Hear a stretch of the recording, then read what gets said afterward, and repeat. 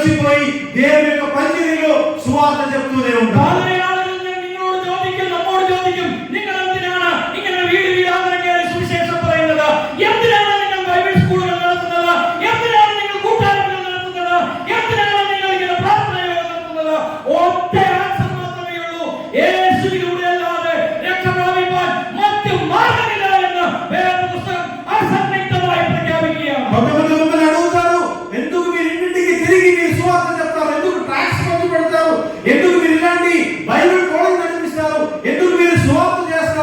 ఎందుకంటే యేసు ప్రభువారు తప్ప పాపం నుంచి మనం విమోచించడానికి ఒక దేవుడు లేడు అనేటువంటి అది విషయం నిజం కాబట్టి మనం చేయవలసింది.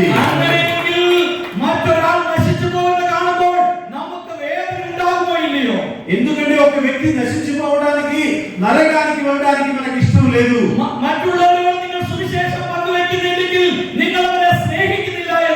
ఎందుకంటే మీరు స్వార్థ పంచడం లేదు అంటే మీరు వారిని ప్రేమించడం లేదన్నట్టు. మీరు నిజంగా మనుషుల్ని ప్రేమిస్తున్నారు, మీ తోటి వాళ్ళని ప్రేమిస్తున్నారంటే ఖచ్చితంగా సువార్త మీరు పంచ. ദൈവത്തിന്റെ അതിപരിശുദ്ധമായ നാമം വാഴ്ത്തപ്പെടുമാറാകട്ടെ. దేవుని నామానికి మహిమ కలుగును గాక. വളരെ അനുഗ്രഹിക്കപ്പെട്ട ഈ സമയത്തെ ഓർത്ത് ഞാൻ ദൈവത്തെ സ്തുതിക്കുന്നു. దేవుడు ఇచ్చిన ఈ మంచి సమయాన్ని బట్టి దేవునికి స్తోత్రం చేస్తున్నాను. വളരെ നാളുകളായി ആഗ്രഹിക്കുന്നതാണ് ഈ ആരാധനാലയത്തിൽ ഒന്ന് കടന്നു വരുവാൻ വേണ്ടി. చాలా కాలం నుంచి నేను ఆశిస్తున్నాను ఒకసారి ఆలయానికి వచ్చి మీతో కలిసి ఆరాధన చేయడానికి. నాకు చాలా కాలం నుంచి ఆశపడుతున్నాను నేను. അതിന് പ്രത്യേകമായ ഒരു കാരണമുണ്ട്. అది కారణం ఏమిటంటే അമേരിക്കയിൽ താമസിച്ചുകൊണ്ട് സുവിശേഷ വേല ചെയ്യുന്ന സുവിശേഷകൻ കെ വർഗീസ് അച്ചായനാണ് ഈ ചർച്ചിനെ കുറിച്ചും ഇവിടെയുള്ള പ്രവർത്തനങ്ങളെ കുറിച്ചും ഇവിടെയുള്ള ദൈവദാസനെ കുറിച്ചും എന്നോട് വളരെ നാളുകൾക്ക് മുമ്പ് പറയുകയുണ്ടായി. అమెరికాలో ఉండి అక్కడ దేవుని యొక్క పరిచర్య చేస్తున్నటువంటి వర్గీస్ గారు కొంతకాలం క్రితం ఈ చర్చ్ గురించి, సంఘం గురించి డేవిడ్ ఆయగారి గురించి నాకు చెప్పాడు. ఆ తర్వాత కొంతకాలం మీరు ఎక్కడికి వెళ్తే మంచిది ఒకసారి, ఎందుకంటే కొంతకాలం నుంచి కాంటాక్ట్స్ లేవు కాబట్టి మీరు ఒకసారి వెళ్ళండి అని చెప్పాడు. కానీ టైం కుదరలేదు. కానీ ఈ రోజు మీ మధ్యలోకి రావడానికి, ఆయగారిని కలవడానికి దేవుడు మంచి కృప ఇచ్చాడు. స్తోత్రం. സുവിശേഷകൻ കെ വർഗീസ് അച്ചായൻ ഇവിടുത്തെ പാസ്റ്ററെ കുറിച്ച്, ചന്ദൻ പാസ്റ്ററെ കുറിച്ച് വളരെ കാര്യമായി പറയുന്നുണ്ടായി. అమెరికాలో ఉన్నటువంటి వర్గీస్ గారు దైవ సేవకులు ఇక్కడ మన నిద్రించి ప్రభు దగ్గర ఉన్నటువంటి చంద్రం అయ్యగారి గురించి వాళ్ళు ఇద్దరు చాలా ఫ్రెండ్స్ గా ఉండేవారు. చంద్రం అయ్యగారి గురించి చాలా గొప్ప విషయాలు വർഗീസ് അയ്യగారు തോമസ് അയ്യగారికి చెప్పారు. എന്നോട് ഇപ്രകാരം പറഞ്ഞു, ആന്ധ്രയിൽ പോകുമ്പോൾ നിശ്ചയമായും ഈ റേഡിഗുണ്ട എന്ന ഈ സ്ഥലത്ത് കടന്നു പോകണം. അവരുമായുള്ള കോണ്ടാക്ട് നഷ്ടപ്പെട്ടു. എന്തു വില കൊടുത്തു അവിടെ പോയി, എനിക്ക് ആ ചർച്ച എവിടെയാണ് എന്ന് അറിയില്ല. ഒരു ദിവസം ചെലവഴിക്കാണെങ്കിലും ആ ദൈവദാസന്റെ മകനെ കണ്ടെത്തണം, എന്നിട്ട് എന്നോട് ഈ വിവരം പറയണം എന്ന് വർഗീസ് അച്ചായൻ പ്രത്യേകം പറഞ്ഞ് ഏൽപ്പിച്ചതനുസരിച്ചാണ് ഇന്നലെ റിസർവേഷൻ പോലും ഇല്ലാതെ ലോക്കൽ ടിക്കറ്റിൽ കയറി നിലത്തിരുന്ന്, വണ്ടിക്കകത്ത് നിലത്തിരുന്നാണ് ഞങ്ങൾ ഇവിടെ എത്തിച്ചേർന്നത്. വർഗീസ് അയ്യగారు చాలా సార్లు చెప్పారు, మీరు ఆంధ్రప్రదేశ్ వెళ్తే ఖచ్చితంగా ఎట్టి పరిస్థితుల్లో డేవిడ్ పాస్టర్ గారు ఎక్కడ ఉన్నారు, నిజంగా ఆ సంఘానికి వెళ్ళి ఆయన కలవాలి, ఖచ్చితంగా మా దగ్గర చాలా కాలం నుంచి కాంటాక్ట్స్ లేదు అని చెప్పడం వల్ల చాలా సార్లు చెప్పాడు. ఆ విషయం కాబట్టి నేను నిజంగా మేము రిజర్వేషన్ చేసాము కానీ సీట్ కన్ఫర్మ్ కాలేదు. జనరల్ కంపార్ట్మెంట్ లో కొన్నిసార్లు అద్దంత కూర్చొని అయినా మేము తెల్లవారికి ఇక్కడికి వచ్చామన్నమాట. స్తోత్రం. సంతోషంగా లేదు. പാസ്റ്റർ ഡേവിഡിനെ കുറിച്ച്, ചന്ദ്രൻ പാസ്റ്റർ മകൻ ഡേവിഡിനെ കുറിച്ച് വളരെ നാളുകൾക്ക് മുമ്പ് തന്നെ അദ്ദേഹത്തിന്റെ പ്രവർത്തനത്തെ കുറിച്ചും അദ്ദേഹത്തിന്റെ ആത്മീയ നിലവാരത്തെ കുറിച്ചും ഈ സ്ഥലത്ത് അദ്ദേഹത്തിനുള്ള സ്വാധീനത്തെ കുറിച്ചും വർഗീസ് അച്ചായൻ എന്നോട് പറഞ്ഞിട്ടുണ്ട്. వర్గీస్ అయ్య గారు చాలా సార్లు మీ దేవుడు గారి గురించి చాలా చెప్పారు. అసలు నిజంగా పరిశుద్ధాత్మ అభిషేకించినటువంటి దైవ సేవకులని ఎంత చక్కగా ప్రజల మధ్యలో సేవ చేస్తున్నాడని వర్గీస్ అయ్య గారు అమెరికా నుంచి చాలా సార్లు തോമസ് അയ്യ గారికి చెప్పాడు. దేవునికి స్తోత్రం. എനിക്ക് വളരെയധികം സന്തോഷമുണ്ട് ഇത്രയും അനുഗ്രഹിക്കപ്പെട്ട ഒരു ദൈവദാസനെ കാണുവാൻ, എന്റെ വിശ്വാസികളെ കാണുവാൻ, സഭ കാണുവാൻ എനിക്ക് ദൈവം തന്ന വലിയ ഭാഗ്യത്തെ ഓർത്ത് ഞാൻ ദൈവത്തെ സ്തുതിക്കുന്നു. തീർച്ചയായിട്ടും ഈ ദൈവദാസൻ നിങ്ങൾക്ക് ദൈവം തന്ന ഒരു വലിയ ദാനമാണ്, ദൈവം തന്ന ഒരു വലിയ ഗിഫ്റ്റാണ്, ഒരു ആത്മീയ മനുഷ്യനാണ് എന്ന് പറയാൻ ഞാൻ ആഗ്രഹിക്കുകയാണ്. నిజంగా ఇలాంటి ఒక దైవ సేవకుని దేవుడే మీకు ఇచ్చాడని నేను పూర్తిగా నమ్ముతున్నానని ఆయన చెప్తున్నాను. నిజంగా చూడండి, ఆయన మేము వచ్చినప్పటి నుంచి ఆయన చాలా అబ్జర్వ్ చేసాము. ఆయన ప్రతి ఒక్క మాట, ఆ మాట తీరు, ఆయన నడవడిగా అన్ని మేము అబ్జర్వ్ చేస్తా ఉంటే నిజంగా దేవుడి ద్వారా దేవుడు సెలెక్ట్ చేయబడినటువంటి ఒక దైవజనుని మేము మాకు అర్థమైంది. Really, you are very lucky people, because God has given a wonderful servant of God to you. Really, your pastor David is a spiritual man. I know very well. ఒక విషయం చెప్తామనుకున్నాను, ఎందుకంటే నిజంగా ఇలాంటి ఒక దేవుడే మీకు నిజంగా ఇచ్చాడని 100% మేము నమ్ముతున్నాము. దేవుడు మీకు ఇచ్చిన గిఫ్ట్ అని నేను చెప్పాలనుకున్నాను. స్తోత్రం. നിങ്ങളുടെ പാസ്റ്റർക്ക് please give a clap to your pastor. మీరందరూ కలిసి మీ పాస్టర్కి ఒక క్లాప్ ఇవ్వండి. అందరూ ఒక క్లాప్ ఇవ్వండి. ఓకే, స్తోత్రం. എനിക്കും പാസ്റ്ററോടൊപ്പം ഒരു ശുശ്രൂഷയിൽ പങ്കെടുക്കുവാൻ ലഭിച്ച ഭാഗ്യത്തെ ഓർത്ത് ഞാൻ ദൈവത്തെ మాకు కూడా మీ పాస్టర్ గారితో కలిసి ఇలాంటి ఒక పరిచయం చేయడానికి, వాక్యం చెప్పడానికి దేవుడు ఒక మంచి అవకాశం ఇచ్చి ఉన్నాడు. എന്റെ കൂടെയുള്ള ഈ പാസ്റ്റർ മനോജ് മാത്യു నాతో పాటు 20 വർഷമായി ആന്ധ്രാപ്രദേശിൽ സുവിശേഷ വേല ചെയ്യുന്ന వ్యక్తిയാണ്. మాకు ట్రాన్స్లేషన్ చేసినటువంటి మనోజ్ పాస్టర్ గారు 20 సంవత్సరాల పైగా ఈ ఆంధ్రప్రదేశ్ లో ఉండి దేవుని యొక్క సేవ చేస్తూ ఉన్నాడు. ഞാൻ ഈ പാസ്റ്ററുടെ പ്രവർത്തന മേഖലകളിലൊക്കെ കടന്നുപോയി. അതായത് ട്രൈബൽ വിഭാഗങ്ങളുടെ ഇടയിൽ, അതായത് അപരിഷ്കൃതരായ ജനങ്ങളുടെ ഇടയിൽ സുവിശേഷ വേല ചെയ്യുകയും അവർക്ക് വിദ്യാഭ്യാസം കൊടുക്കുകയും അവർക്ക് ഭക്ഷണം കൊടുക്കുകയും വസ്ത്രങ്ങൾ കൊടുക്കുകയും അവരുടെ ആശുപത്രി ചെലവുമായി ബന്ധപ്പെട്ട കാര്യങ്ങൾ ചെയ്യുകയൊക്കെ ചെയ്യുന്ന ഒരു ദൈവദാസനാണ് പാസ്റ്റർ മനോജ് മാത്യു. సాజు തോമസ് అయ్య గారు నేను చేసినటువంటి పరిచర్య ఎక్కడెక్కడ చేస్తున్నానో అక్కడ అన్ని 4 డిస్ట్రిక్ట్లో ఆయన వచ్చాడు. గిరిజనుల మధ్యలో ఈయన సేవ చేస్తున్నాడు. చాలా మందికి సహాయం చేస్తున్నాడు. ఎడ్యుకేషన్ విషయంలో కానీ, బట్టల విషయంలో కానీ, ఫుడ్ విషయంలో కానీ ఆ గిరిజనులకి 20 సంవత్సరాల నుంచి ఎంతో హెల్ప్ఫుల్ గా ఉన్నాడు. దేవునికి స్తోత్రం. ഞാൻ രാവിലെ ഈ പാസ്റ്ററോട് പറയുകയായിരുന്നു, ഇവിടെയുള്ള ഡേവിഡ് പാസ്റ്ററോട് ചേർന്ന് അദ്ദേഹത്തെയും വീട്ടിൽ വിളിക്കണം. എന്നിട്ട് നിങ്ങൾ ഒന്നിച്ച് അമേരിക്കയിൽ വർഗീസ് അച്ചായനുണ്ട്, ഉത്തർപ്രദേശിൽ ഞാനുണ്ട്, നമുക്ക് എല്ലാവരും കൂടെ ചേർന്ന് ആന്ധ്രാപ്രദേശിൽ ഒരു വലിയ വേല ചെയ്യണമെന്ന് చెప్పాడు. ఇక్కడ దేవుడు ఎన్నో గొప్ప పరిచయం చేస్తున్నాడు. అలాగే యూపీ, ఉత్తరప్రదేశ్ లో వారణాసిలో సాజు തോമസ് పరిచయం చేస్తున్నాడు. అమెరికాలో వర్గీస్ ఆయన ఉన్నాడు. మనందరం కలిసి ఈ ఆంధ్రప్రదేశ్ లో ఒక గొప్ప సేవ చేయాలని ఆయన పొద్దున్న మాకు చెప్పాడు. దేవునికి స్తోత్రం. നിങ്ങൾ വിശ്വസിക്കുന്നുണ്ടോ? మీరు నమ్ముతున్నారా? హల్లెలూయా, హల్లెలూయా, హల్లెలూయా. చెప్పండి హల్లెలూయా.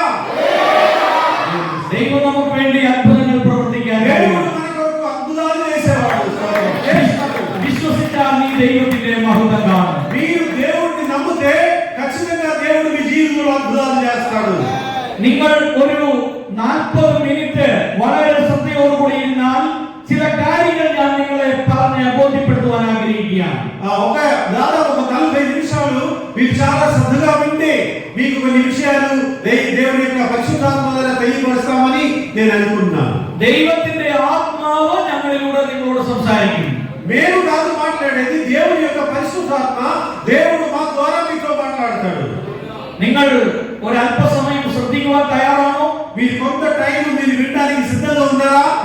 హల్లెలూయా. നിങ്ങൾ ഉറങ്ങാതെ നിങ്ങൾ ശ്രദ്ധിക്കണം. ഇന്നലെ ഞങ്ങൾ ഉറങ്ങിയിട്ടേ ഇല്ല. మీరు చక్కగా నిన్న రాత్రి నిద్రపోయారు కదా? నిద్రపోయారా? నిద్రపోయారు. దేవునికి స్తోత్రం. ఆయన చెప్పారు కదా, కానీ ఒకటి మీరు అనుకోండి, మేము అసలు నిద్రపోలేదు, నైట్ అంతా నిద్రపోలేదు. స్తోత్రం. ఆయన దేవుని వాక్యం చెప్పడానికి సిద్ధంగా ఉన్నాము. స్తోత్రం. അപ്പോൾ നിങ്ങൾ വളരെ ശ്രദ്ധയോടുകൂടി ആയിരിക്കും. ఒక విషయం శ్రద్ధగా వినండి.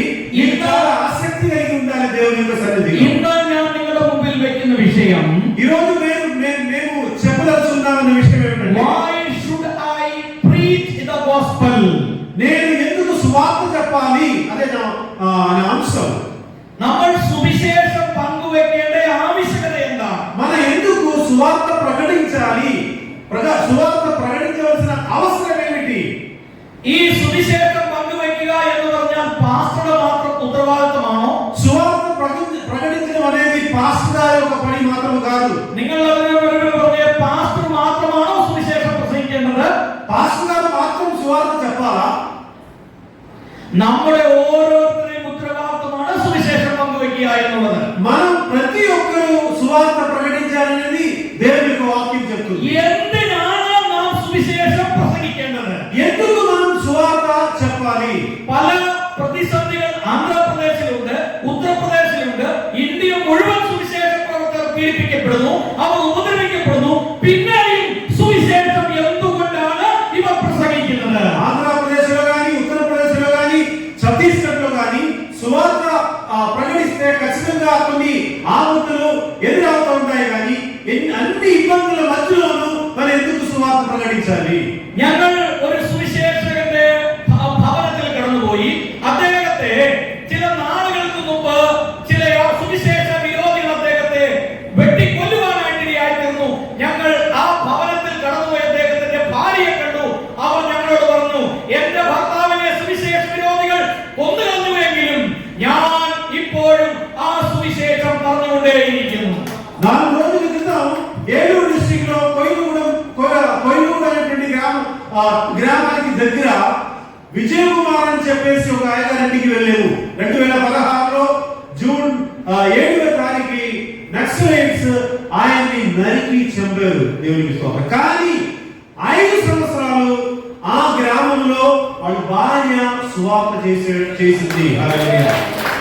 ఎందుకంటే సువిశేషం పങ്കുവെക്കണം? ఎందుకు మనం సువార్త ప్రకటించాలి? ഇത്രയും പ്രതിസന്ധികൾ മുൻപിൽ നിൽക്കുമ്പോഴും സുവിശേഷ സന്ദേശവുമായി ലോകത്തിന്റെ നാനാഭാഗങ്ങളിലേക്ക് ആളുകൾ സുവിശേഷകർ കടന്നു പോകുന്നതിന്റെ ആവശ്യകത എന്താണ്? ఇన్ని అడ్డంగాలు వచ్చినా, ఎన్ని ప్రాబ్లమ్స్ వచ్చినా దేవుడు ఎందుకు సువార్త ఈ బైబిల్ పట్టుకుని ప్రజల మధ్యలోకి వెళ్ళి సువార్త ప్రకటిస్తున్నారు? ഈ പാസ്റ്ററുടെ പിതാവ് ദൈവസന്നിധിയിൽ ചേർക്കപ്പെട്ടതിനു ശേഷം മറ്റൊരു ജോലിക്ക് പോകാതെ താൻ എന്തുകൊണ്ടാണ് ഈ സുവിശേഷ വേല ചെയ്യുന്നത്? నిజంగా చంద్రమయ్య గారు దేవుడి దగ్గరికి వెళ్ళిపోయిన తర్వాత కష్టపడి ఈ దేవుడు ఆయన ఎందుకు మీ మధ్యలో సువార్త చేస్తున్నాడు, లేకపోతే మీకు పరిచయం చేస్తున్నాడు? 20 വർഷമായി എന്തുകൊണ്ടാണ് മനോజ్ മാത്യു പാസ്റ്റർ ഇവിടെ സുവിശേഷ വേല ചെയ്യുന്നത്? గడిచిన 20 సంవత్సరాలు మనోజ్ పాస్టర్ గారు ఎందుకు ఆంధ్రప్రదేశ్ లో సువార్త చేస్తున్నాడు? നിങ്ങളുടെ മുമ്പിൽ നിൽക്കുന്ന സാധു തോമസ് എന്ന ഞാൻ ഇന്ത്യ മുഴുവൻ സഞ്ചരിച്ച് സുവിശേഷകന്മാരുടെ അനുഭവ സാക്ഷ്യം എടുക്കുന്നത് എന്തുകൊണ്ടാണ്? మీతో మాట్లాడినటువంటి సాయి తోమసాయి గారు వారణాసిలో ఉండి భారతదేశమంతా తిరిగి ఎందుకు సువార్త చేస్తున్నాడు? നിങ്ങൾ എന്തെങ്കിലും ചിന്തിച്ചിട്ടുണ്ടോ എന്തുകൊണ്ട് ഞാൻ സുവിശേഷം പങ്കുവെക്കണം? మీరు ఒక్క రోజైనా ఒక్కసారి ఎప్పుడైనా ఆలోచించారా? ఈ దైవజనులు ఒక దేవుని యొక్క బిడ్డ ఎందుకు సువార్త పంచాలి అని ఎప్పుడైనా ఆలోచించారా? ഞാൻ ഈ സുവിശേഷം പങ്കുവെക്കേണ്ട ആവശ്യകത എന്താ എന്ന് എന്തെങ്കിലും നിങ്ങൾ ചിന്തിച്ചിട്ടുണ്ടോ? నేను సువార్త ప్రకటించవలసిన ఆవశ్యకత ఏమిటి అని ఎప్పుడైనా మీరు ఆలోచించారా? നിങ്ങൾ ചിന്തിച്ചിട്ടുണ്ടോ? మీరు ఎప్పుడైనా ఆలోచించారా? చెప్పండి. ఆలోచించారంటే చెప్పండి ఒకసారి. ఆలోచించారు. എന്നാൽ ഇന്ന് സുവിശേഷം പങ്കുവെക്കേണ്ട ആവശ്യകതയെ കുറിച്ചാണ് ഞാൻ നിങ്ങളോട് പറയുന്നത്. ఈ రోజు సువార్త ఎందుకు ప్రకటించాలనేటువంటి అంశం మీద నేను కొన్ని విషయాలు తెలియపరుస్తామనుకున్నాను. మార్కోసు సువిశేషం 16వ అధ్యాయం അതിന്റെ 15వ వాక్యത്തിൽ ఇങ്ങനെ പറയുന്നു. మార్కు సువార్త 16వ అధ్యాయం 15వ వాక్యం చదువుదాం. ఇప్రకారం പറഞ്ഞു, go into the world and preach the gospel to every creature. Mark సువార్త 16వ అధ్యాయం 15 వాక్యం, మరియు మీరు సర్వలోకములకు వెళ్ళి సర్వ సృష్టికి సువార్తను പ്രകടിച്ചുടി. ഈ വേദപുസ്തകത്തിൽ പറയുന്നു, നിങ്ങൾ ലോകം മുഴുവൻ പോയി സുവിശേഷം പങ്കുവെക്കണം എന്നുള്ളത് നമ്മുടെ വാഴ്ത്തപ്പെട്ടവനായ കർത്താവായ യേശുക്രിസ്തു തന്റെ അവസാന ഗ്രേറ്റസ്റ്റ് കമ്മീഷനായി കൊടുത്തിട്ടുള്ള ഒരു കാര്യമാണ്. നിങ്ങൾ ലോകം മുഴുവൻ പോയി സുവിശേഷം പങ്കുവെക്കുക എന്നുള്ളത്. మన తండ్రి అయిన యేసయ్య తన తండ్రి దగ్గరికి వెళ్ళే ముందు ఆఖరి సమయంలో ఆయన తన శిష్యులకు చెప్పేటువంటి మాట ఇక్కడ మనం చదువుతున్నాము. మార్కు సువార్త 16వ అధ్యాయం 15వ వాక్యంలో, మరియు మీరు సర్వలోకములకు వెళ్ళి సర్వ సృష్టికి సువార్తను ప్రకటించుడి. హల్లెలూయా. നിങ്ങൾ എഴുതുന്നവർക്ക് വേണ്ടി ഞാൻ പറയാം, నేను ఒక విషయం చెప్తామనుకున్నాను. ഒന്നാമത്തെ സുവിശേഷം പങ്കുവെക്കേണ്ട ആവശ്യകത എന്താണെന്ന് ചോദിച്ചാൽ, ഇത് നമ്മുടെ കർത്താവായ യേശുക്രിസ്തു നമ്മളോട് കൽപ്പിച്ചിട്ടുള്ള ഒരു കൽപ്പനയും അധികാരവുമാണ്. ఎందుకంటే యేసు ప్రభువారు ఈ లోకాన్ని విడిచిపెట్టిన తండ్రి దగ్గరికి వెళ్ళే ముందు మరి ముఖ్యంగా చెప్పేటువంటి ఒక మాట, మీరు సర్వలోకములకు వెళ్ళి సర్వ సృష్టికి సువార్తను ప్రకటించుడి. അതോടൊപ്പം യേശു പറയുകയാണ്, നിങ്ങൾ സകല ജാതികളിൽ പോയി അവരെ നിങ്ങൾ ശിഷ്യരാക്കിക്കൊള്ളാൻ പറഞ്ഞിരിക്കുകയാണ്. అట్లాగే యేసయ్య చెప్పాడు, మీరు వెళ్ళి ప్రతి ఒక్క జాతి, ప్రతి ఒక్క మనిషి దగ్గరికి వెళ్ళి సువార్తను ప్రకటించుడి అని చెప్పాడు. ഇവിടെ നിങ്ങൾക്ക് സുവിശേഷം പങ്കുവെച്ചു തരുന്ന ദൈവദാസൻ, നിങ്ങളുടെ പാസ്റ്റർ, നിങ്ങളുടെ ഗുരുവാണ്, നിങ്ങൾ അദ്ദേഹത്തിന്റെ ശിഷ്യന്മാരാണ്. നിങ്ങൾ എത്ര പ്രായമുള്ളവരാണെങ്കിലും നിങ്ങൾ അദ്ദേഹത്തിന്റെ ശിഷ്യന്മാരാണ്. ఇక్కడ ఒక విషయం మీరు గమనించాలి. మీ అయ్యగారు ఆయన గురువుగా ఉన్నాడు, దేవుడు మీకు ఏర్పాటు చేశారు. మీరు ఎంత వయసు కలిగిన వ్యక్తి అయినా సరే ఆయనకి శిష్యులుగా మీరు ఖచ్చితంగా ఉండవలసింది. നിങ്ങൾ അതുകൊണ്ട് ഒരു ഗുരുവിന്റെ ബഹുമാനം അദ്ദേഹത്തിന് കൊടുക്കണം. ఎందుకంటే మీరు మీ గురువు గారిని రెస్పెక్ట్ చేయాలి. കാരണം നിങ്ങൾ ശിഷ്യന്മാരാണ്.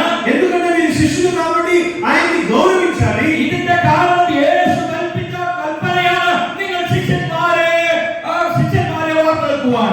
ఎందుకంటే యేసు ప్రభువారు చెప్పారు, మీరు ప్రపంచం అంతా వెళ్ళి మీరు ఆ సువార్త చెప్పి అందరిని మా శిష్యులుగా చేయండి అని ఆయన చెప్పి ఉన్నాడు. നിങ്ങളെ ആരാണോ ബൈബിൾ പഠിപ്പിച്ചത്, വേദവചനം പഠിപ്പിച്ചു തരുന്നത്, അവർ നിങ്ങളുടെ ഗുരുവും നിങ്ങൾ അവരുടെ ശിഷ്യന്മാരുമാണ്. അങ്ങനെയെന്നുണ്ടെങ്കിൽ ഒരു ഗുരുവിന് കൊടുക്കേണ്ട, ഒരു ടീച്ചറിന് കൊടുക്കേണ്ട ഒരു ബഹുമാനവും ഒരു ആദരവും ഒരു സമ്മാനവും നിങ്ങൾ നിങ്ങളുടെ ദൈവദാസന്മാർക്കിരിക്കണം. ఎందుకంటే దేవుడు మీకు వాక్యం చెప్పడానికి, మీకు దేవుడు మీకు వాక్యం అందించడానికి ఏర్పాటు చేసిన గురువుని మీరు గౌరవించాలి. అది ఖచ్చితంగా యేసు ప్రభువు తన జీవితంలో మనకి చెప్పినటువంటి ఒక ప్రాముఖ్యమైన విషయం. അങ്ങനെയെങ്കിൽ നമ്മുടെ കർത്താവായ യേശുക്രിസ്തു നമ്മോട് പറഞ്ഞു, നിങ്ങൾ ലോകത്തിന്റെ സകല ഭാഗത്തും പോയി സകല സൃഷ്ടിയോടും സുവിശേഷം പറയുകയും അവരെ നിങ്ങൾ ശിഷ്യരാക്കിക്കൊള്ളണമെന്ന് യേശു കർത്താവിന്റെ കൽപ്പനയെങ്കിൽ അത് പാലിക്കുവാൻ നമുക്ക് ഉത്തരവാദിത്തമുണ്ട് എന്ന് ഞാൻ നിങ്ങളെ ഓർമ്മപ്പെടുത്താൻ ആഗ്രഹിക്കുകയാണ്. యేసు ప్రభువు అలా చెప్పారు, మీరు సర్వలోకములకు వెళ్ళి సర్వ సృష్టికి సువార్తను ప్రకటించుడి అని చెప్పినట్లయితే ఖచ్చితంగా అవి చేయవలసిన బాధ్యత, అవి చేయడానికి మనము బాధ్యత కలిగి ఉన్నాము. അതുകൊണ്ട് നാം യേശുവിന്റെ കൽപ്പന അനുസരിക്കാൻ തയ്യാറാകണം. కాబట్టి యేసు ప్రభువు చెప్పినటువంటి ఆజ్ఞను మనం నెరవేర్చాలి. നിങ്ങൾ മറ്റുള്ളവരുടെ സുവിശേഷം പങ്കുവെക്കുവാൻ നിങ്ങൾ തയ്യാറാണോ? మీరు మీ జీవితంలో ఎదుటి వారికి, మీ గ్రామంలో ఉన్న వారికి మీరు సువార్త ప్రకటిస్తున్నారా? യോഹന്നാന്റെ സുവിശേഷം 14ാം അധ്യായം 15ാം വാക്യത്തിൽ ഇങ്ങനെ പറയുന്നു, if you love me keep my commandments. యోహాను సువార్త 14వ అధ్యాయం 15వ వాక్యంలో ఇలా చెప్తుంది. ఒకసారి చదువుదాం. యోహాను సువార్త 14వ అధ్యాయం 15వ వాక్యం,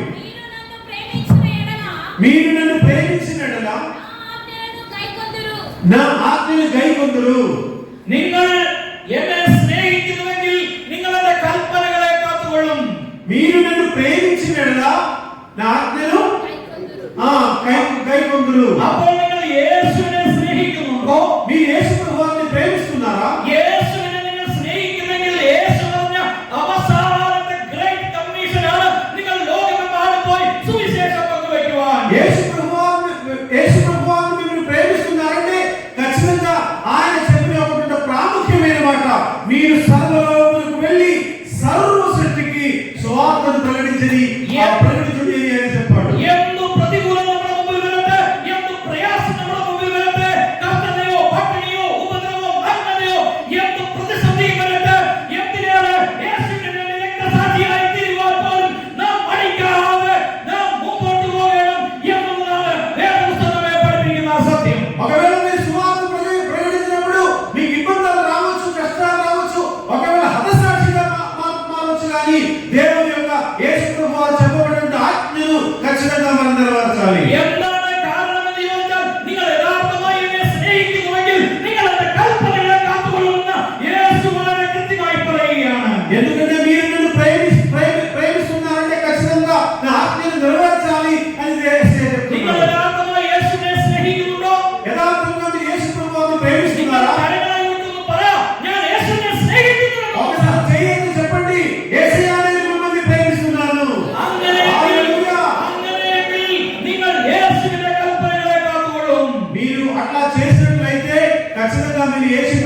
ప్రేమించేవారు అవుతారు.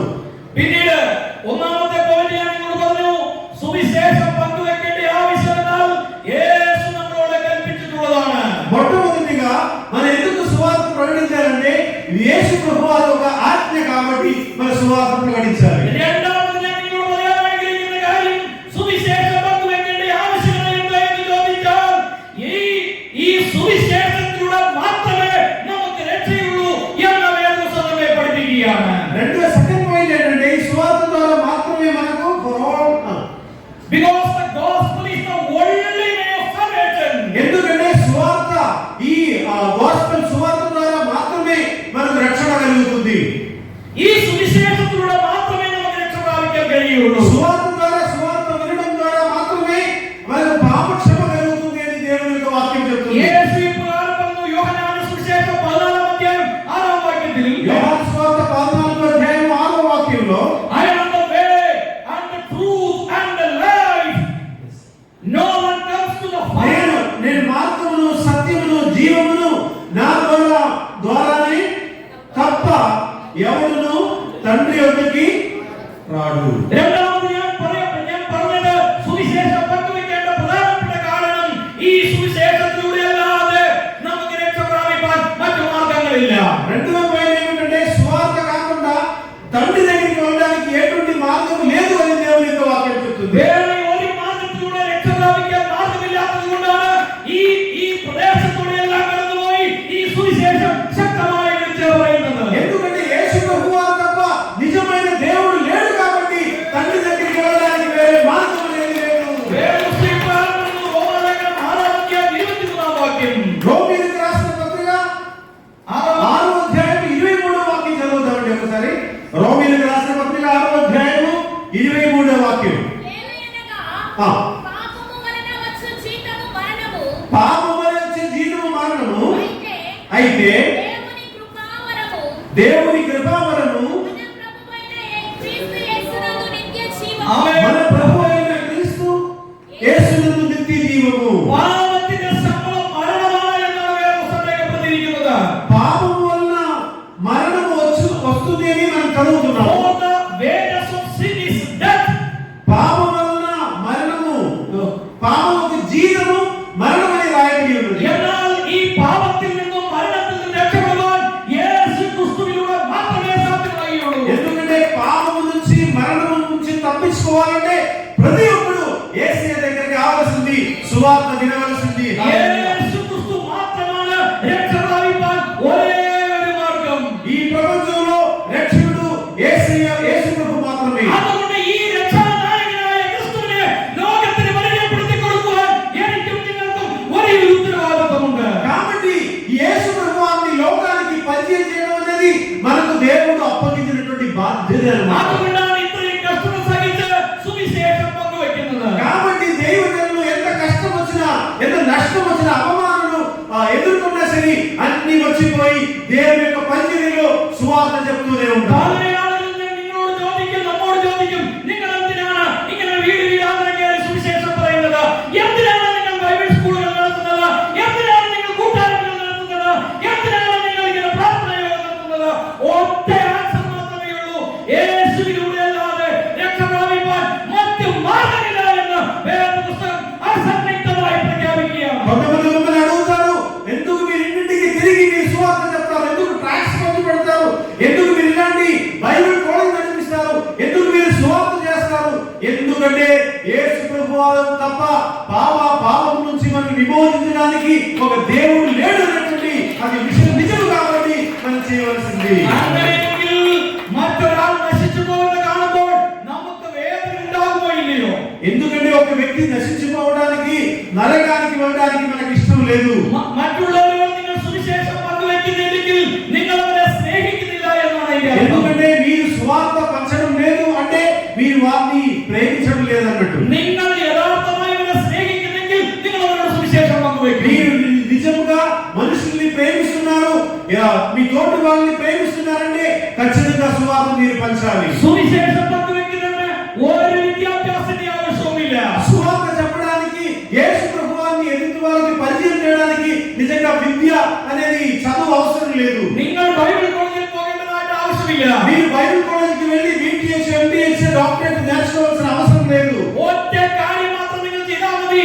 എന്നെ വിടുവിച്ച, എന്നെ സൗഖ്യമാക്കിയ, എന്റെ കുടുംബത്തിലെ പ്രശ്നങ്ങൾക്ക് പരിഹാരം വരുത്തിയ യേശു കർത്താവ് നിങ്ങളുടെ കുടുംബത്തിന് പരിഹാരം നൽകുവാൻ ശക്തനാണ് എന്ന് പറഞ്ഞാൽ മാത്രം മതി. ఒక్క మాట మీరు చెప్పండి, నా సమస్యలకు పరిష్కారం చేసినటువంటి దేవుడు, నా పాపాలను కడిగినటువంటి దేవుడు యేసయ్య అని ఒకే ఒక మాట చెప్తే చాలండి. നാം അവരോട് പറയണമെങ്കിൽ നമ്മുടെ ജീവിതത്തിൽ അനുഭవం ഉണ്ടാകണം. మనము వారితో చెప్పాలంటే మన జీవితంలో అనుభవం ఉండాలి. നമ്മൾ മറ്റുള്ളവരോടൊപ്പം വഴക്കുണ്ടാക്കാൻ പോയിട്ട് നമുക്ക് യേശുവിന്റെ സ്നേഹം പങ്കുവെക്കാൻ കഴിയില്ല. మనం అందరితో గొడవ చేసిన తర్వాత జీవితంలో మనకు సాక్ష్యం లేకపోతే మన మాట చెప్పేటువంటి సువార్త ఎవరు వినరు. നമ്മൾ മാതൃകയുള്ളവരായി ജീവിച്ചെങ്കിൽ മാത്രമേ നമുക്ക് സുവിശേഷം പങ്കുവെക്കുവാൻ സാധ്യമാകുകയുള്ളൂ. మన జీవితం మనకు సాక్ష్యం లేకపోతే మనం చెప్పేటువంటి ఈ సువార్త అనేది ఎవరు వినరు. നിങ്ങളുടെ അയൽവക്കക്കാരോട് നിങ്ങൾ നല്ല രീതിയിൽ പെരുമാറണം. നിങ്ങളുടെ ഗ്രാമത്തിലുള്ളവരോട് നിങ്ങൾ നല്ല രീതിയിൽ പെരുമാറണം. നിങ്ങൾ അവരെ സ്നേഹിക്കുകയും അവരെ സഹായിക്കുകയും ചെയ്തെങ്കിൽ മാത്രമേ നിങ്ങൾക്ക് അവരോട് സുവിശേഷം പങ്കുവെക്കുവാനായിട്ട് మీ സാധിക്കുകയുള്ളൂ. వారితో కానీ మీ గ్రామస్తులు, మీ స్నేహితులు, మీ తోటి వాళ్ళతోటి ఖచ్చితంగా మీరు ఒక దేవుని యొక్క కుమార్తె వలె మంచిగా ఉంటేనే మాత్రమే మీరు చెప్పేటువంటి సువార్త వారు. അതുകൊണ്ട് യേശുവിനെയാണ് നിങ്ങൾ എന്നെ സ്നേഹിക്കുന്നുവെങ്കിൽ നിങ്ങൾ എന്റെ കൽപ്പനകളെ കാത്തുകൊള്ളും. కాబట్టి యేసు ప్రభువు చెప్తున్నారు, మీరు నన్ను ప్రేమించిన ఎడల నా ఆజ్ఞలు మీరు గైకొనవలెను. രണ്ട് കാര്യങ്ങൾ നിങ്ങളോട് പറഞ്ഞു. రెండు విషయాలు నేను మీకు చెప్తున్నాను. നിങ്ങൾ എഴുതിയവരൊന്ന് പറയാമോ? നിങ്ങൾ എഴുതിയെടുത്തവരൊന്ന് പറയാമോ? എന്താണ് രണ്ട് കാര്യം? ఎవరైనా రాసుకున్నారా నేను చెప్పే విషయాలు? ఒకసారి మీరు చెప్పగలరా? మొట్టమొదటిగా నేనేం చెప్పానని? సర్వలోకానికి వెళ్ళి ഓക്കേ, മൂന്നാമത് ഞാൻ നിങ്ങളോട് പറയാൻ ആഗ്രഹിക്കുന്നു. థర్డ్ పాయింట్, మూడో పాయింట్ నేను చెప్తామనుకున్నాను. സുവിശേഷം കേൾക്കാതെ ആളുകൾ നശിച്ചു പോയിക്കൊണ്ടിരിക്കുകയാണ്. సువార్త వినకుండా చాలా మంది చనిపోతూనే ఉంటారు, నరకానికి వెళ్ళిపోతూనే ఉంటారు. സുവിശേഷം എന്തുകൊണ്ട് കേൾക്കുന്നില്ല? ఎందుకు చాలా మంది ప్రజలు సువార్త వినడం లేదు? വേദപുസ്തകം പറയുകയാണ്, പ്രസംഗിക്കാതെ എങ്ങനെ കേൾക്കും? బైబిల్ చెప్తుంది, కొంతమంది ప్రసంగం చేయకపోతే ప్రజలు ఎలా ఉంటారు? പ്രസംഗം കേൾക്കാതെ എങ്ങനെ വിശ്വാസം ഉണ്ടാകും? ఆ ప్రసంగం వినకపోతే వాళ్ళు ఎలా యేసు ప్రభువును నమ్ముతారనే క్వశ్చన్ కూడా అడుగుతుంది. നിങ്ങൾ സുവിശേഷം പറഞ്ഞെങ്കിൽ മാത്രമേ അവർ കേൾക്കുകയുള്ളൂ. మీరు వెళ్ళి సువార్త చెప్తేనే వారు సువార్త వింటారు. അത് കേട്ടെങ്കിൽ മാത്രമേ విశ్వాసం ഉണ്ടാകുകയുള്ളൂ. అది విన్న తర్వాత వారికి విశ్వాసం కలుగుతుంది. വിശ്വാസം ഉണ്ടെങ്കിൽ മാത്രമേ വിടുതൽ ഉണ്ടാകുകയുള്ളൂ. విశ్వాసం ఉంటేనే ఆ యేసు ప్రభువు వారి యొక్క రక్షణ వారికి కలుగుతుంది. അപ്പോൾ വിശ്വാസം നമുക്ക് ആവശ്യമല്ലേ? అప్పుడు విశ్వాసం మనకు అవసరమే కదా. വിശ്വാസം ഉണ്ടാകണമെങ്കിൽ നമ്മൾ കേൾക്കണം. విశ్వాసం కలగాలంటే మనం సువార్త వినాలి. കേൾക്കണമെങ്കിൽ ആരെങ്കിലും പറയണം. మనం విన్న తర్వాత మాత్రమే వాళ్ళకి విశ్వాసం వస్తుంది. ആരും പറയുന്നില്ലെങ്കിൽ പിന്നെ എങ്ങനെയാണ് കേൾക്കുന്നത്? ఎవరు సువార్త చెప్పట్లేదు అనుకోండి, వినడానికి ఛాన్స్ ఉండదు. നമ്മൾ കേൾക്കുന്നില്ലെങ്കിൽ എങ്ങനെയാണ് വിശ്വാസം ഉണ്ടാകുന്നത്? మనం వినిపించలేదంటే వాళ్ళలో ఎలా విశ్వాసం కలుగుతుంది? വിശ്വാസം ഇല്ലെങ്കിൽ എങ്ങനെയാണ് സൗഖ്യം ഉണ്ടാകുന്നത്? ఆ విశ్వాసం లేకపోతే వాళ్ళలో స్వస్థత కలగదు. നിങ്ങൾക്ക് വിശ്വാസമുണ്ടോ? మీరు నమ్ముతున్నారా? നമ്മുടെ നാവിന്റെ അധികാരം നിങ്ങൾക്ക് അറിയാമോ? మీకు ఇచ్చినటువంటి నోరు యొక్క పవర్, అథారిటీ ఏంటో మీకు తెలుసా? ജീവനും മരണവും നമ്മുടെ നാവിന്മേൽ വെച്ചിരിക്കുന്നു എന്ന് വേദപുസ്തകം പറയുകയാണ്. జీవము గాని మరణము గాని మన నోరు మీద దేవుడు ఇచ్చాడని, అధికారం ఇచ్చాడు, మన నాలుక మీద ఇచ్చాడని దేవుని యొక్క వాక్యం చెప్తుంది. നമ്മുടെ നാവിന്മേൽ അധികാരം തന്നിരിക്കുകയാണ്. అధికారం దేవుడు మన నోటి ద్వారా మనకు దేవుడు ఇచ్చాడు. അത് നാം തിരിച്ചറിയണം. ఆ విషయం మనం అర్థం చేసుకోవాలి, తెలుసుకోవాలి. നമ്മൾ എന്ത് പറഞ്ഞാലും അത് സംഭവിക്കും. మన జీవితంలో మనం ఏ మాట చెప్పినా ఖచ్చితంగా అవి మన జీవితంలో జరుగుతాయి. നിങ്ങളുടെ നാവെടുത്ത് നിങ്ങൾ എന്താണ് പറയുന്നത്? നിങ്ങളുടെ നാവെടുത്ത് നിങ്ങൾ എന്താണ് പറയുന്നത്? మనం మామూలుగా నోరు తెరిచి ఎట్లాంటి విషయాలు మాట్లాడతాము? ഇന്ന് രാവിലെ നിങ്ങൾ വീട്ടിൽ നിന്ന് ഇറങ്ങിയപ്പോൾ നിങ്ങൾ എന്താണ് പറഞ്ഞത്? ఈ రోజు మీరు ఆరాధన చేయడానికి సంఘానికి చర్చికి బయలుదేరే ముందు మీరు నోరు తెరిచి ఏం చెప్పారు? നിങ്ങളുടെ മക്കളെ നോക്കി നിങ്ങൾ എന്താണ് പറയുന്നത്? మీరు బిడ్డల్ని చూసి మీరు ఏం చెప్పారు? നിങ്ങളുടെ കടബാധ്യതയെ നോക്കി നിങ്ങൾ എന്താണ് പറയുന്നത്? మీ అప్పులు బాధల గురించి మీరు ఏం చెప్పారు? നിങ്ങളുടെ രോഗത്തെ നോക്കി നിങ്ങൾ എന്താണ് പറയുന്നത്? మీ రోగాల గురించి మీరు ఏం చెప్పారు? പല നാളുകളായി രോഗസൗഖ്യമില്ലാതെ എന്തുകൊണ്ടാണ് ആയിരിക്കുന്നത്? మన జీవితంలో ఎందుకు స్వస్థత కలగడం లేదు అనేది ఎందుకని మీకు తెలుసా? നിങ്ങൾ പറയും, നിങ്ങൾ പ്രാർത്ഥിക്കും, പക്ഷെ നിങ്ങൾ വിശ്വസിക്കുന്നില്ല. మనం ప్రార్థన చేస్తూనే ఉంటాము కానీ మనకు నమ్మకం విశ్వాసం అనేది చాలా നിങ്ങൾ తక్కువ. എത്ര പ്രാവശ്യം പറഞ്ഞു എന്റെ ഈ മുട്ടുവേദന മാറാൻ പോകുന്നില്ല. మనం చాలా సార్లు చెప్పాము ఎందుకంటే ఈ మోకాలు నొప్పి అసలు మనకు తగ్గే ప్రసక్తి లేదు అని എന്റെ చెప్పాము. തലവേദന മാറാൻ പോകുന്നില്ല. చాలా కాలం నుంచి నాకు తలనొప్పి ఉంది కానీ అసలు తగ్గదని మనం എന്റെ చెప్పాము. കടബാധ്യത മാറാൻ പോകുന്നില്ല. എന്റെ മക്കളുടെ കല്യാണം നടക്കുകയില്ല എന്ന് നിങ്ങൾ എത്ര പ്രാവശ്യം പറഞ്ഞു. ఈ అప్పుల బాధలు ఎక్కడ తీరుతుందండి అసలు ఈ జీవితంలో అని చెప్తాము. എന്നാൽ നമ്മുടെ നാവിന്മേൽ ദൈവം ജീവന്റെയും മരണത്തിന്റെയും അധികാരം തന്നിരിക്കുന്നു. కానీ మన నోరు తెరిచి ఒక విశ్వాసి అలాంటి నెగటివ్ మాటలు చెప్పకూడదు. നിങ്ങളുടെ നാവിൽ ഒരിക്കൽ പോലും നെഗറ്റീവ് ചിന്തകൾ ഉണ്ടാകുക, സംസാരം ഉണ്ടാകാൻ ఒక പാടില്ല. నిజమైన విశ్వాసి నోటిలో దేవుని యొక్క మాటలు తప్ప, విశ్వాసము కలిగించేటువంటి మాటలు తప్ప నెగటివ్ గా మనం మాట్లాడకూడదు. നടക്കില്ല എന്നുള്ള ഒരു സംഭവമേ നമ്മുടെ ജീവിതത്തിൽ నా జీవితంలో అట్లా ఆ ఒక కార్యం జరగదు అని నెగటివ్ మాట, విశ్వాసం లేని మాట మన నోట్లో నుంచి అస్సలు రాకూడదు. നിങ്ങൾ ഒരിക്കലും പറയില്ല അസംഭവമാണ് എന്ന് പറയരുത്. కానీ మనం చెప్పాలి నా దేవుడు యేసు ద్వారా అన్ని మనకు సాధ్యము అని చెప్పాలి. നമ്മുടെ കൂട്ടത്തിൽ എന്തുകൊണ്ടാണ് IPS IAS ഓഫീസർമാർ ഉണ്ടാകാത്തത്? ఒక విషయం నేను అడుగుతాను, అసలు ఒక మనలాంటి పెద్దకోస్తు గాని బాప్టిస్ట్ గాని అలాంటి వారి మధ్యలో నుంచి ఎందుకు ఒక IAS ఆఫీసర్ గాని IPS ఆఫీసర్ గాని IF ఆఫీసర్ గాని కలెక్టర్ గాని ఎందుకు రావట్లేదు? എന്തുകൊണ്ട് ഉണ്ടാകുന്നില്ല എന്ന് നമ്മൾ വാദമൊന്നും പറയുന്നില്ല. ఎందుకు మన మధ్యలో నుంచి ఒక IAS ఆఫీసర్ గాని IPS చదువుకున్న వారు గాని ఎందుకు రావడం లేదు? మీరు ఎప్పుడైనా ఆలోచించారా? നിങ്ങൾ നിങ്ങളുടെ മക്കളെ നോക്കി വാദമൊന്നും പറയണം. എന്റെ മകൻ പഠിക്കും, അവൻ വളരും, അവൻ വലിയവനായി തീരുമെന്ന് പറയണം. మాకెందుకే IAS IPS IFS కలెక్టర్ ఉద్యోగం మనకెందుకు అనుకుంటావు కానీ ఎప్పుడు కూడా మీరేం చేయాలంటే మీ బిడ్డ మీద మీరు చేయవలసి ఇలా చెప్పాలి, యేసు ప్రభువు వారి యొక్క నామములో నా బిడ్డ ఒక కలెక్టర్ అవుతాడు అని మీరు ఎప్పుడైనా చెప్పగలరా? നിങ്ങളുടെ നാവ് തുറന്ന് പറയാൻ നിങ്ങൾ തയ്യാറാണ്. మీరు నోరు తెరిచి చెప్తే ఖచ్చితంగా మీ అమ్మాయిని ఒక కలెక్టర్ గా చేసేటువంటి దేవుడు మన యేసయ్య. ఎబ్రాయ లేఖనం 11వ అధ్యాయం 1వ వాక్యం ముందు వాక్యము. హెబ్రీయులకు రాసిన పత్రిక 11వ అధ్యాయం మొదటి వాక్యం ఒకసారి చదువుతారా? హీబ్రూస్ എബ്രായ ലേഖനം 11:1. హెబ్రీయులకు రాసిన పత్రిక ഒരാൾ ഒന്ന് വായിക്കാമോ?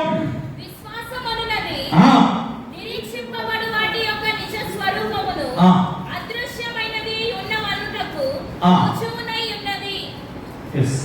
വിശ്വാസം എന്ന് പറയുന്നത് നമ്മൾ ഒന്ന് കണ്ടിട്ടല്ല വിശ്വസിക്കുന്നത്. మనం ఏమి చూసి నమ్మటం లేదు. നമ്മുടെ ഈ കണ്ണുകൊണ്ട് നമ്മളൊന്നും കണ്ടിട്ടില്ല. ఈ కళ్ళారా మనం ఏమి చూడలేదు. പക്ഷെ നമ്മൾ മനസ്സിൽ കാണുകയാണ്. కానీ మన హృదయంలో లోపల ఉన్న కళ్ళు ద్వారా మనం చూస్తూనే ఉన్నాము. നിങ്ങൾ എന്ത് ആഗ്രഹിച്ചാലും അത് നടക്കും. మీరు యేసు ప్రభువు వారి మీద ఆధారపడి ఏమి ఆశించినా ఖచ్చితంగా ఆ విషయం അത് నెరవేరుతుంది. ഞാൻ പറഞ്ഞതല്ല, വേദപുസ്തകം പറഞ്ഞതാണ്. సాయి గారు చెప్పలేదు కానీ బైబిల్ చెప్తుంది. హల్లెలూయా. അതുകൊണ്ട് വിശ്വാസ വീരന്മാരുടെ ഒരു വലിയ നീണ്ട നിരയാണ് എബ്രായ ലേഖനം 11వ അധ്യായത്തിൽ പറയുന്നത്. హెబ్రీయులకు రాసిన పత్రిక 11వ అధ్యాయంలో విశ్వాసంతో ఉన్నటువంటి గొప్ప వారి గురించి ఆ అధ్యాయంలో రాయబడి ఉన్నది. വിശ്വാസത്താൽ അവർ പല കാര്യങ്ങൾ പിടിച്ചടക്കിയെന്നാണ് വേദപുസ്തകത്തിൽ രേഖപ്പെടുത്തിയിരിക്കുന്നത്. విశ్వాసం ద్వారా వారు చేసేటువంటి చాలా విషయాల గురించి ఇక్కడ రాయబడి ఉన్నది. വിശ്വാസത്താൽ അവർ സിംഹങ്ങളുടെ വായടച്ചു എന്ന് രേഖപ്പെടുത്തിയിരിക്കുകയാണ്. వారు విశ్వాసం ద్వారా సింహాల యొక్క నోటిని వారు మూసేశారని చెప్తున్నారు. ഒരാൾ എഴുന്നേറ്റ് നിന്ന് ഇതൊന്ന് ഉറക്കെ വായിക്കാമോ?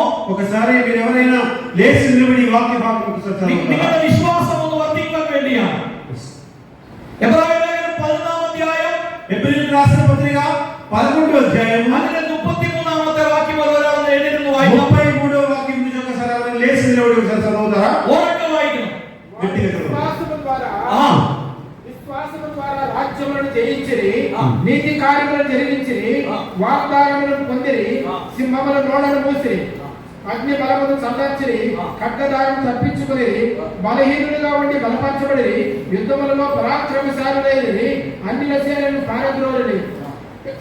స్త్రీలు మృతులైన తమ వారిని పునరుద్ధానం వల్ల మరలా పొందిరి, కొందరైతే మరి శ్రేష్టమైన పునరుద్ధానము పొందగోరి വിടുതല പൊന്തകളിലൊക്കെ യാത്ര അപ്പൊ വിശ്വാസത്തെ കുറിച്ച് എത്ര വലിയ കാര്യങ്ങളാണ് അവിടെ എഴുതി വെച്ചിരിക്കുന്നത്. విశ్వాసం ద్వారా ఎంత గొప్ప క్రియలు అక్కడ జరిగిందని రాయబడి ఉంది. നിങ്ങൾ എന്തെങ്കിലും ഇത് മനസ്സിരുത്തി നിങ്ങൾ വായിച്ചിട്ടുണ്ടോ? మీరు ఎప్పుడైనా మనస్ఫూర్తిగా ఈ వాక్య భాగం చదివారా? విశ్వాసത്താൽ അവർ എന്ത് ചെയ്തു എന്നാണ് രേഖപ്പെടുത്തിയിരിക്കുന്നത്. విశ్వాసం ద్వారా అక్కడ ఏమి జరిగింది అనేటువంటి విషయం చాలా క్లుప్తంగా రాయబడి ఉన్నవి.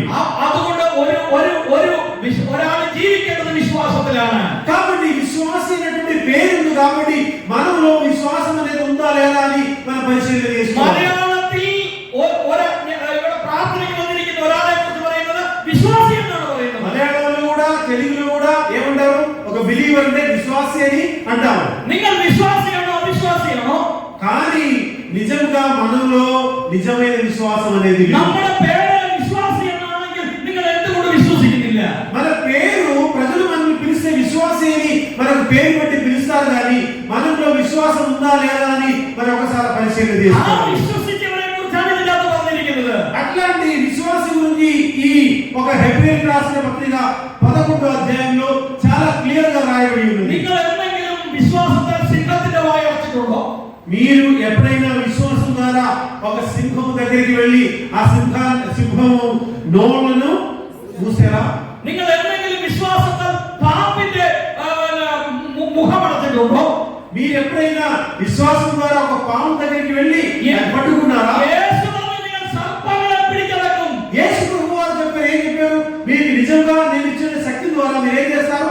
పాములను നിങ്ങൾ രോഗികളെ సౌఖ్యమాക്കും. మీరు ఎప్పుడైనా ఒక రోగి దగ్గరికి వెళ్ళి యేసు ప్రభువు వారు నామములో స్వస్థత కలుగును గాక అని మీరు చెప్పారా? ఇది జ్ఞానమో పద్ధతి యేసు పద్ధతి. ఇది అయ్యగారు చెప్పేటువంటి విషయం కాదు కానీ యేసు ప్రభువు వారు చెప్పేటువంటి. ఎങ്ങനെയാണ് നിങ്ങൾ പിടിച്ചടക്കുന്നത്? വിശ്വാസത്താലാണ് പിടിച്ചടക്കുന്നത്. ఎందుకు మీరు ఇలా చేయగలరంటే విశ్వాసం, కేవలం విశ్వాసం ద్వారా. ఈ ఇండియా మహారాజ్యത്തിൽ సువిశేషం వ్యాపించదు విశ్వాసത്താലാണ്. ఈ భారతదేశంలో సువార్త ఎందుకు ప్రకటించారంటే కేవలము మిషనరీలు ఒక విశ్వాసం ద్వారానే సువార్త ప్రకటన జరిగింది. ഞങ്ങൾ കഴിഞ്ഞ ദിവസം ഒരു ട്രൈബ് വിഭാഗത്തിന് അടുത്ത് പോയി. ആ ട്രൈബ് വിഭാഗത്തിന് പേര് കോയ എന്നാണ്. ആ കോയയിൽ നിന്ന് ഒരു സീക്രട്ട് ഡാനിയേൽ എന്ന് പറയുന്ന ഒരാള് ഒരു പാസ്റ്ററായി തീർന്നു. എങ്ങനെയായി തീർന്നു? మేము మొన్న 3 రోజుల క్రితం గిరిజనులు ట్రైబల్స్ ఏరియాలో పాపికొండలు ఆ ఏరియాలో వెళ్ళేటప్పుడు అక్కడ గిరిజనుల మధ్యలో నుంచి దానియేలు అని చెప్పేసి కోయ జాతిలో నుంచి ఒక పాస్టర్ గారిని పరిచయం అయ్యాడు. ఆ ఇంటర్వ్యూ కూడా చేసాము. ఎందుకంటే కోయ భాషకు అసలు లిపి కూడా లేదు, వారి భాషలో బైబిల్ లేదు, కానీ అక్కడ అంత సువార్త జరుగుతుంది, గట్టిగా సువార్త జరుగుతుంది. ఈ కోయ విభాగത്തിനടുത്ത് ആദ്യം പോയ ആള് വിശ്വാസത്താലാണ് പോയത്, അല്ലാതെ സെക്യൂരിറ്റി ആയിട്ടല്ല പോയത്. మొట్టమొదటిగా ఈ కోయ జాతుల నుంచి ఒక వ్యక్తి యేసు ప్రభువు దగ్గరికి వచ్చాడంటే వాడు ఎందుకు వెళ్ళాడంటే ఆ యేసయ్య నిజమైన దేవుడు అనేటువంటి విశ్వాసం కలిగినందుకు ఆయన యేసు ప్రభువుని నమ్మాడు. അതുകൊണ്ട് നമ്മൾ വിശ്വാസമുള്ളവരായിരിക്കണം. కాబట్టి మనం విశ్వాసం కలిగి ఉండి ఎదుటి వాళ్ళకి సువార్త చెప్పాలి. సువిశేషത്തിന് മാത്രമേ మనిషిని రూపాంతరപ്പെടുത്തുവാൻ കഴിയുള്ളൂ. ఒక విషయం నేను చెప్పాలనుకున్నాను, ఒక వ్యక్తిని మార్చాలంటే సువార్త ద్వారా మాత్రమే మనం మార్చగలము. ഇനി സുവിശേഷം പങ്കുവെക്കേണ്ട കാര്യത്തെക്കുറിച്ച് നാലാമതായി ഞാൻ പറയാൻ ആഗ്രഹിക്കുന്നു. నాలుగో పాయింట్ నేనేం చెప్తాను అనుకుంటే എന്താണെന്ന് ചോദിച്ചാൽ ഈ സുവിശേഷത്തിന് ഒരു വലിയ ശക്തിയുണ്ട്.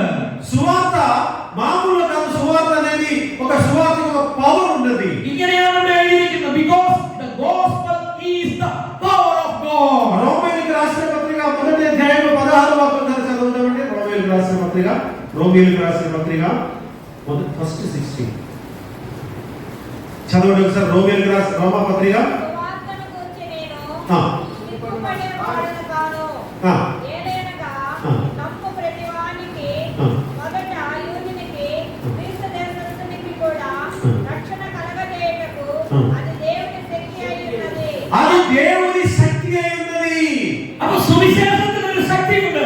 కాబట్టి ఒక విషయం మీరు గమనించండి, సువార్త మనం చెప్పే సమయంలో ఆ సువార్తకు ఒక శక్తి ఒక ఉన్నది అని మనం ഞാൻ నమ్మాలి. എന്തിനു സുവിശേഷം പങ്കുവെക്കണം? ఎందుకు నేను సువార్త ప్రకటించాలి? നാലാമതായി ഞാൻ നിങ്ങളോട് പറഞ്ഞു, నాలుగో విషయం అంశం ఏంటంటే ഈ സുവിശേഷത്തിന് ഒരു ശക്തിയുണ്ട്. ఈ సువార్త అనే సువార్తకు ఒక పవర్ ఉంటుంది, శక్తి. 137 പോലീസ് കേസുള്ള ഒരു വ്യക്തി ഈ അടുത്ത നാളുകളിൽ മാനസാന്തരപ്പെട്ടു. ఈ మధ్యలో ఒక సాక్ష్యం പോലീസ് കേസിൽ പോലീസുകാർ പറഞ്ഞു 137 കേസുള്ള ഇദ്ദേഹത്തെ നന്നാക്കാൻ ഞങ്ങൾക്ക് സാധ്യമല്ല. పోలీసు వారు ఏం చెప్పారంటే ఈయన పేద బాధ పెద్ద క్రిమినల్ ఆయన 137 కేసులు ఆయన మీద ఉన్నాయి, ఈయన్ని బాగు చేయడం అనేది మా వల్ల కాదన్నారు. അവിടെ തന്നെ ഒരു സുവിശേഷകൻ പറഞ്ഞു ഇവനെ ഞാൻ നന്നാക്കി തരാമെന്ന്. కానీ ఒక స్వార్థుడు ఒక దైవజనుడు ఆయన దగ్గరికి వెళ్ళి జైల్లోకి వెళ్ళి ఏమన్నాడంటే ఈయన్ని నేను మార్చలేదు కానీ మాతో పాటు ఉన్న యేసయ్య మార్చగలడు అని అన్నాడు. അവനെ ജാമ്യത്തിൽ ഇറക്കി ഈ സുവിശേഷകനെ കൂടെ പറഞ്ഞു വിട്ടു. ఆయన్ని బెయిల్ మీద బయటకు వచ్చిన తర్వాత ఆ స్వార్థుడు ఆ పాస్టర్ గారితో పాటు పోలీసు వాళ్ళు బయటకు അങ്ങനെ ഒരു പിതാവ് ഒരു മകൻ തന്റെ പിതാവിനെ അനുസരിക്കുന്നത് പോലെ ഈ 37 കേസുള്ള ഈ ക്രിമിനൽ ഈ വ്യക്തി ഈ പാസ്റ്ററിനൊപ്പം നടന്നു പോകുവാനായിട്ട് బెయిల్ మీద బయటకు వచ్చి 137 కేసులు ఉన్నటువంటి ఆ క్రిమినల్ అయినటువంటి వ్యక్తి ఆ పాస్టర్ గారితో పాటు నడిచి ఆయనతో వెళ్తున్నాడు. നിങ്ങളുടെ ജീവിതത്തിൽ എപ്പോഴെങ്കിലും നിങ്ങൾ കേട്ടിട്ടുണ്ടോ ഒരു പോലീസുകാരൻ ഒരു ക്രിമിനലിനെ നന്നാക്കിയെടുത്തെന്ന്? ఒక పోలీసు వారు ఎప్పుడైనా క్రిమినల్ ని వాడి క్యారెక్టర్ బాగు చేసేటువంటి కథ మీరు ఎప్పుడైనా విన్నారా? നിങ്ങൾ കണ്ടിട്ടുണ്ടോ? నిజంగా జరుగుతుందా? లేదు. എന്നാൽ ആ ക്രിമിനലായ വ്യക്തി ഇവിടെ കടന്നു വരുമ്പോൾ അവൻ നിറഞ്ഞ കണ്ണുകളോടെ അവൻ പ്രാർത്ഥിക്കുന്നതും അവന്റെ കണ്ണിൽ നിന്ന് കണ്ണീർ ധാരാളമായി ഒഴുകുന്നതും നമുക്ക് കാണാൻ കഴിയും. എന്താണ് കാരണം എന്ന് ചോദിച്ചാൽ അതാണ് സുവിശേഷത്തിന്റെ ശക്തി എന്ന് പറയുന്നത്. ఎన్ని మర్డర్లు చేసినా, ఎన్ని దొంగతనాలు చేసినా, ఎంత నేరస్తుడైనా సంఘానికి వచ్చిన తర్వాత, దేవుని యొక్క మందిరంలోకి వచ్చిన తర్వాత, లేకపోతే సువార్త విన్న తర్వాత ఆయన మనసులో మారు మనసు కలుగుతుంది అనేటువంటి విషయం. ఎందుకంటే ఆ దేవుని యొక్క సువార్తలో ఏమున్నది? శక్తి ఉన్నది. మనకు మన శక్తి ద్వారా ఈ ప్రపంచంలో మనం ఎవరిని మార్చలేము. అది క్రీస్తువిలో ఉన్నాడు, అవన్ పుതിയ సృష్టియాయి. కానీ యేసు ప్రభువారి ఒక మాట వింటే, సువార్త వింటే ఖచ్చితంగా ఆ వ్యక్తిలో మారు మనసు కలుగుతుంది. భార్య ఎడతెట్టి ఇడిచిన ഒരു భర్తాവ് కొంతమంది ఉంటారు భార్యను ప్రతిరోజు కొడతారు. അവൻ ദൈവമൈനായി കഴിയുമ്പോൾ ഭാര്യ ഇടിക്കുന്നതിന് പകരം എടുത്ത് ഓളത്തിനോട് നടക്കുകയാണ്. కానీ అతను ఒక దేవుని యొక్క బిడ్డ అయిన తర్వాత, మారు మనసు పొందిన తర్వాత ఎప్పుడు ఆ భార్యని కొట్టడు. హల్లెలూయా, హల్లెలూయా, హల్లెలూయా. సంతోషమాయో നിങ്ങൾക്ക്? సంతోషంగా ఉన్నారా? എന്ത് ചെയ്യണം? നിങ്ങളുടെ ഭർത്താക്കന്മാർ മാനസാന്തരപ്പെടാൻ പ്രാർത്ഥിക്കണം. ఎందుకంటే మా భర్త మారు మనసు పొందాలి అని కంటిన్యూస్ గా మీరు ప్రార్థన చేస్తే ఖచ్చితంగా జీవితంలో గొప్ప మార్పు కలుగుతుంది. അവരെ വിളിച്ചുകൊണ്ട് ആരാധനയ്ക്ക് വരണം. ఒకసారి మీరు బదవలాడి అయ్యా ఈ ఒక్క రోజు మాతో పాటు మీ ఆలయానికి రండి అని చెప్పేసి బదవలాడి మీరు ఆయన్ని తీసుకురావాలి. എനിക്ക് നിങ്ങൾക്ക് ഒരാളെ മാറ്റിയെടുക്കാൻ കഴിയില്ല. నాకు కానీ మీకు కానీ ఒక వ్యక్తిని మార్చడం అనేది అసాధ్యము. അഞ്ചാമത് ഞാൻ പറയാൻ ആഗ്രഹിക്കുന്ന കാര്യം, ఐదవ పాయింట్ ఏమిటంటే, because we are the Christ ambassadors. మనము రెండు కొరింథీయుల 5:18-20 2 కొరింథీయులకు రాసిన 2వ పత్రిక 5:18 ఒకసారి చదువుదాం సార్. 2 కొరింథీయులకు రాసిన 2వ పత్రిక 5:18-20 వరకు. 18-20. సమస్తమును దేవుని వలనైనవి, ఆయన మనలను క్రీస్తు ద్వారా తనతో సమాధానపరచుకొని. We are the Christ ambassadors. Yes. നമ്മൾ യേശുവിന്റെ ഈ ഭൂമിയിലെ പ്രതിനിധികളാണ്. సమస్తమును దేవుని సమస్తము ఆయన క్రీస్తు ద్వారా మనతో సమాధానపరుచుకొని తనతో సమాధానపరుచుకొని ఆ సమాధానపరచు పరిచర్యను మాకు అనుగ్రహించెను. చదవండి మళ్ళీ 19. దేవుడు వారి అపరాధములను వారి మీద మోపట క్రీస్తునందు లోకమునకు తనతో సమాధానపరచు ఆ సమాధాన వాక్యమును మాకు అప్పగించెను. ఆ సమాధాన వాక్యము మాకు అప్పగించెను. നമ്മൾ യേശുവിന്റെ ഈ ഭൂമിയിലെ പ്രതിനിധികളാണ്. మనం ఎవరు అంటే యేసు ప్రభువారు ఒక రిప్రజెంటేటివ్ గా ఈ భూమి మీద మనల్ని ఉంచాడు దేవుడు. നമ്മുടെ యేసు രാജാതി രാജാവും കർത്താതി കർത്താവുമാണ്. మన యేసు ప్రభువారు రాజులకు రాజు అని రాయబడి ఉన్నది. അങ്ങനെയെങ്കിൽ യേശുവിനെ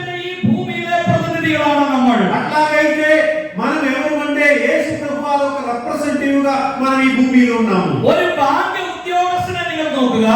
బ్యాంకులో ఉద్యోగం చేసేటువంటి ఒక ఎంప్లాయీని మీరు చూడండి. പുതിയ എന്തെങ്കിലും ലോണിന്റെ പദ്ധതികൾ വന്നാൽ അവൻ അതുമായി ഓരോ ഭവനങ്ങളിലേക്ക് കടന്നു ചെല്ലും. ఒక కొత్త లోన్ ప్రాజెక్ట్ వచ్చిందనుకోండి, ఆ లోన్ ప్రాజెక్ట్ మనకి తెలియపరచడానికి ఆ బ్యాంక్ ఎంప్లాయీ ఒక్కొక్క గ్రామంలో మన దగ్గరికి రావచ్చు. എന്നിട്ട് പറയും ഞങ്ങളുടെ ബാങ്കിൽ പുതിയൊരു സ്കീം വന്നിട്ടുണ്ട്. వాడు ఏం చెప్తాడంటే మా బ్యాంక్ లో ఒక కొత్త ప్రాజెక్ట్ వచ్చింది అని చెప్తారు. അങ്ങനെയെങ്കിൽ നമ്മൾ ക്രിസ്തുവിന്റെ പ്രതിനിധികളാണെങ്കിൽ നമ്മൾ മറ്റുള്ളവരുടെ ക്രിസ്തുവിനെ പറയുവാൻ ബാധ്യസ്ഥരാണ്. అట్లాగైతే మనం యేసు ప్రభువారి ఒక రిప్రజెంటేటివ్ అయితే ఈ యేసు ప్రభువారి గురించి ఆయన చేసినటువంటి కొత్త ప్రోగ్రామ్ అయిన సువార్త గురించి మనం ఖచ్చితంగా చెప్పాలి. എന്റെ മുമ്പിൽ സമയം കുറവുള്ളതുകൊണ്ട് ഒരു കാര്യം കൂടെ പറഞ്ഞ് ഞാൻ അവസാനിപ്പിക്കാം. ఒక్క మాట కూడా చెప్పి నేను ముగిస్తామనుకున్నాను. അടുത്തതായി നമ്മൾ സുവിശേഷം പങ്കുവെക്കേണ്ട ആവശ്യകതയെന്ന് ചോദിച്ചാൽ നമുക്ക് ഒരു നിത്യജീവനുണ്ട്. അതോടൊപ്പം തന്നെ ഈ ക്രിസ്തുവിനെ അംഗീകരിക്കാത്തവർക്ക് ഒരു ന്യായവിധിയുമുണ്ട്. అట్లాగే మీరు ఒక విషయం గమనించండి, మనం యేసు ప్రభువాన్ని నమ్మితే ఖచ్చితంగా పరలోక రాజ్యానికి మనం చేరుకుంటాము. యేసు ప్రభువాన్ని నమ్మనిటువంటి వారు ఎక్కడికి వెళ్తారు? నిత్య నరకానికి వెళ్తారు. എബ്രായലേഖനം 9-ാം അധ്യായം 21-ാമത്തെ വാക്യം നമുക്ക് വായിക്കാം. హెబ్రీయులకు రాసిన పత్రిక 9వ అధ్యాయము 27-ామത്തെ వాక్యం. 27 ఒకసారి చదువుతామండి.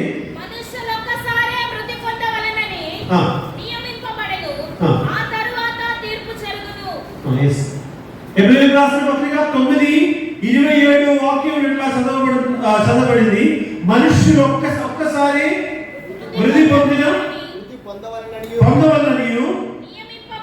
నియమింపబడను. ఆ తరువాత తీర్పు జరుగును. ప్రతి ఒక్క మనిషి జీవితంలో ఒక తీర్పు అనేది తప్పదు, ఉంటుంది. హల్లెలూయా. ഓരോ മനുഷ്യനും ന്യായവിധിയിലൂടെ കടന്നു പോകണം. ప్రతి ఒక్క వ్యక్తికి ఒక తీర్పు అనేది ఉంటది. മരണത്തോടെ എല്ലാം അവസാനിക്കുന്നില്ല.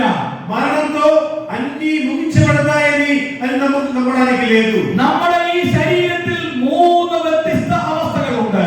మన శరీరంలో మనం చూస్తే మూడు రకాల విషయాలు మనం తెలుస్తున్నాము. ദേഹി, ദേഹം, ആത്മാവ് എന്നാണ് അതിനെ എത്തിച്ചിരിക്കുന്നത്. మన యొక్క శరీరం ఉన్నది, ఆత్మ ఉన్నది, దేహి అనేటువంటి ఒక పాత్ర కూడా మనకు ఉంటుంది. 3 തിരിച്ചിട്ടുണ്ട്.